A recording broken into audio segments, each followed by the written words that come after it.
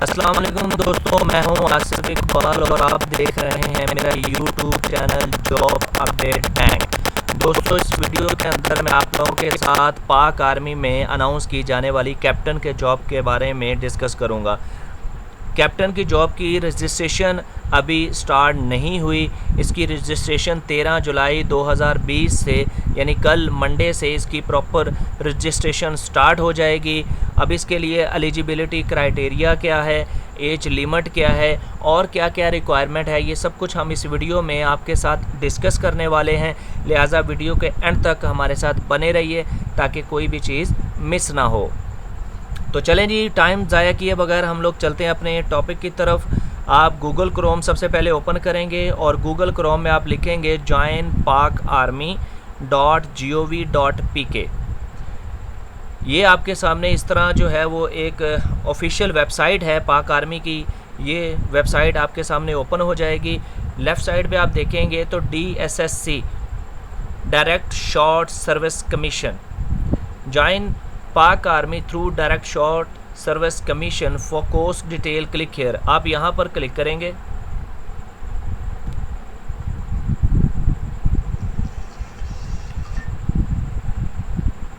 जी, तो ये है जी इनका ऐड कैप्टन की जॉब के लिए। अब इसमें हम लोग देखते हैं कि क्या क्या रिक्वायरमेंट है, कौन कौन जो है वो इस जॉब के लिए अप्लाई कर सकता है, एलिजिबल है, और कौन इस जॉब के लिए एलिजिबल नहीं है। ये देखिए, join Pak army as captain through short service commission, entry November 2020। अच्छा, एलिजिबिलिटी कंडीशन में हम आ जाते हैं जी। आर्मी एजुकेशन कॉर्प्स, ये एजुकेशन डिपार्टमेंट में होगी आपकी आर्मी के अंदर ही। क्वालिफ़िकेशन क्या होगा, MA MSc in following disciplines. ये जो नीचे डिसिप्लिन्स दिए गए हैं, ये जो मुख्तलिफ डिग्रीज़ दी गए हैं, इनमें से अगर किसी में भी आपका MA है या MSc है तो आप एलिजिबल हैं अप्लाई करने के लिए। अब देखते हैं इनमें कौन कौन से हैं जी। सबसे पहले हमारे पास है जी मैथमेटिक्स, फिर फिज़िक्स, फिर केमिस्ट्री है, इंग्लिश है, पॉलिटिकल साइंसेस है, हिस्ट्री है, इस्लामिक स्टडीज़, अरबिक है, जियोग्राफी और GIS। इनमें से किसी में भी अगर आपका MA या MSc है तो आप इस पोस्ट के लिए अप्लाई कर सकते हैं, आप एलिजिबल हैं। एज की बात कर लें तो एज इसके लिए जो है ना वो 28 इयर्स चाहिए, और ये 28 इयर्स जो एज है वो 1 नवंबर 2020 वाले दिन तक काउंट की जाएगी। अगर उससे पहले आपकी 28 इयर्स मुकम्मल हो जाती है तो आप इसके लिए एलिजिबल नहीं हैं। अच्छा, दूसरी सीट जो इसमें अनाउंस की गई है वो साइकोलॉजिस्ट है।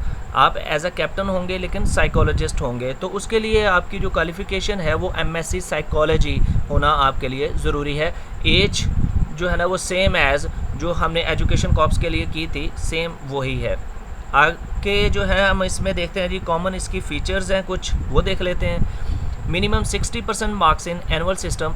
अगर आपने अपना MA या MSc एनुअल सिस्टम में किया है तो आपके उसमें 60% मार्क्स होना ज़रूरी है। अगर आपने सेमेस्टर सिस्टम में किया है और 2.5 CGPA तो उसमें आपका 2.5 CGPA मिनिमम होना ज़रूरी है in science subjects, and 50% marks और 2.0 CGPA इन आर्ट सब्जेक्ट। अगर आपने साइंस में किया है तो आपका 2.5 CGPA होना चाहिए, और अगर आपने आर्ट्स में किया तो 50% मार्क्स और 2.0 CGPA होना चाहिए आपका। ठीक है, नंबर 2 पे है जी मिनिमम CGPA 2 आउट ऑफ 4 और 50% marks in annual system for psychology. अगर आप साइकोलॉजिस्ट के लिए अप्लाई कर रहे हैं तो साइकोलॉजी आपने MSc साइकोलॉजी की हुई है, तो अगर आपने सेमेस्टर सिस्टम में की है तो 4 में से आपकी 2 CGPA होना ज़रूरी है, और अगर आपने एनुअल में किया है तो 50% यानी सेकंड डिवीज़न आपकी होना ज़रूरी है जी। तीसरे नंबर पे देखते हैं जी, number 3rd division, no 3rd division और grade D and only 1 2nd division throughout academic career matric to MA MSc BSc। अगर आपने आपकी जो स्टडी है मैट्रिक से लेके MA MSc तक, उसमें एक भी 3rd डिवीज़न नहीं होनी चाहिए। अगर आपकी मैट्रिक में, FA में, BA में या MA में कहीं पर भी एक भी 3rd डिवीज़न आई है तो आप इसके लिए अप्लाई नहीं कर सकते।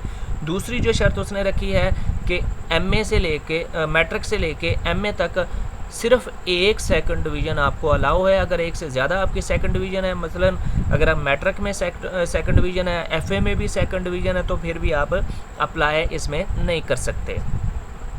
Number 4, PhD will be given preference. अगर आपने पीएचडी की है तो फिर आपको प्रेफरेंस दी जाएगी, आपको तरजीह दी जाएगी। Number 5, candidates only graduated from HEC, PEC recognised university और foreign university recognised by HEC are eligible. आपने जिस यूनिवर्सिटी से ये डिग्री ली है वो एचईसी से वेरीफाइड होनी चाहिए। और नंबर 6 पे candidate must have attend the entire education matric till MA, MSc, BS as a regular student. आपने ये जो एजुकेशन है वो एज अ रेगुलर स्टूडेंट ली हो। अच्छा जी, जेंडर की बात करें तो इसमें सिर्फ मेल अप्लाई कर सकते हैं। ये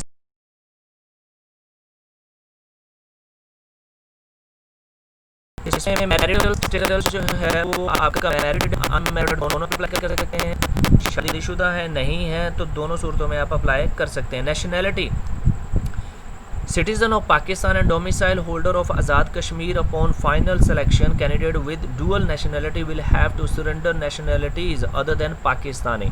अगर आप अप्लाई कर रहे हैं और आपके पास डुअल नेशनैलिटी है तो आप अप्लाई कर सकते हैं।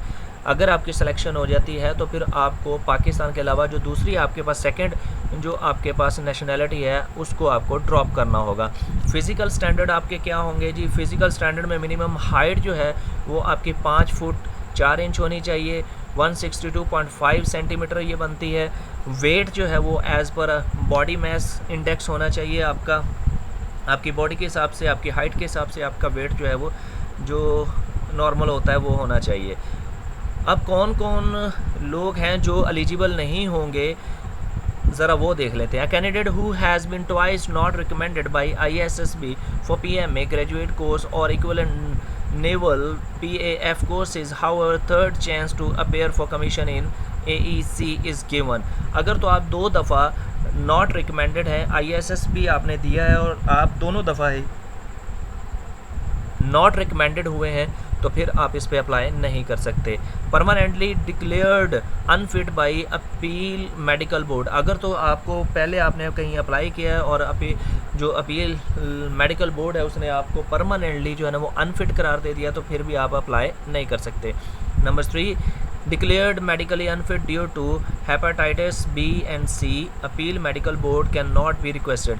अगर आपको हेपेटाइटिस B या C है तो फिर भी आप इसमें अप्लाई नहीं कर सकते, यू आर नॉट एलिजिबल। अच्छा जी, उसके बाद 4 नंबर पे देखें तो declared unfit by armed forces hospital except those cleared by appeal medical board, however PAF candidate who get medically unfit for flying but fit for ground branches if they are desirous to join other arms। अगर आप PAF से हैं, पाक air force से हैं और वहाँ पर आपको जो अनफिट कर दिया गया कि आप फ्लाइंग नहीं कर सकते लेकिन ग्राउंड ब्रांचेस के लिए आपको फ़िट करार दिया गया तो फिर भी आप इसमें अप्लाई कर सकते हैं। और अगर आपको ग्राउंड के लिए भी अनफिट करार दिया तो फिर आप अप्लाई नहीं कर सकते। नेक्स्ट है जी हमारे पास tested within 4 months 120 days gap of previous appearance in ISSB except candidates granted waiver by DGPA, however bar of 120 days will not be applicable to candidate appearing in post graduate GHQ, NHQ, AHQ based selection boards. अगर तो 120 days हुए हैं आपको test दिए हुए, ISB appear हुए तो फिर भी आप इसमें नहीं कर सकते। लेकिन अगर स्पेशल कोई आपको जो है ना रिलैक्सेशन दे दी जाए तो फिर आप इसमें अपेयर हो सकते हैं।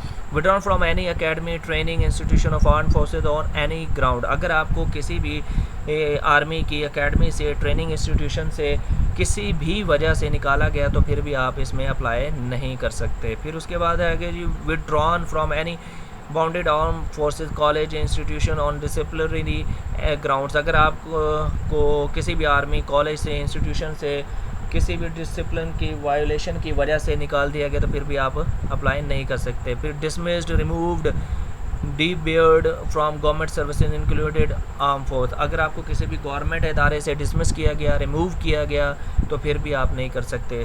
Convicted in a court of law in criminal proceedings, अगर कोर्ट में आपके कोई क्रिमिनल जो है ना वो केस चलता रहा है तो फिर भी आप इसके लिए अप्लाई नहीं कर सकते। अब रजिस्ट्रेशन क्या होगी जी, इसका प्रोसीजर, सिलेक्शन का प्रोसीजर क्या होगा। ये अभी रजिस्ट्रेशन इनके स्टार्ट नहीं हुई है। रजिस्ट्रेशन आप दो तरीके से है, या तो आप जो आर्मी सिलेक्शन रिक्रूटमेंट सेंटर्स हैं वहाँ पर पर्सनली जाकर भी कर सकते हैं, या फिर ऑनलाइन भी कर सकते हैं। ऑनलाइन के लिए आप www.joinpakarmy.gov.pk इस वेबसाइट पे जाएंगे, आप उसके मेन पेज पे चले जाएंगे जहाँ पर हम पहले थे। तो यहाँ से आपने ये डायरेक्ट शॉर्ट सर्विस कमीशन में जाना है, और यहाँ से जब रजिस्ट्रेशन इसकी 13 जुलाई 2020 को स्टार्ट हो जाएगी तो यहाँ पर ऑप्शन दे दिया जाएगा, आप वहाँ से ऑनलाइन अप्लाई कर सकते हैं।